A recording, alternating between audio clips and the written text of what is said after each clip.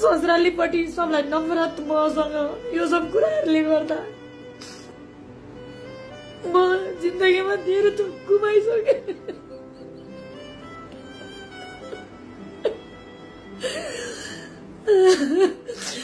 8-9 महिना कुन किसिमको हेरेसमेन्ट भयो मलाई।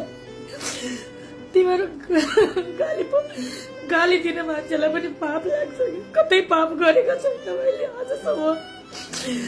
र पुलिस प्रशासनलाई भन्छु म, तपाईँहरूलाई मैले जानकारी दिएको थिएँ मैले साइबर ब्युरोलाई 8-9 महिनादेखि।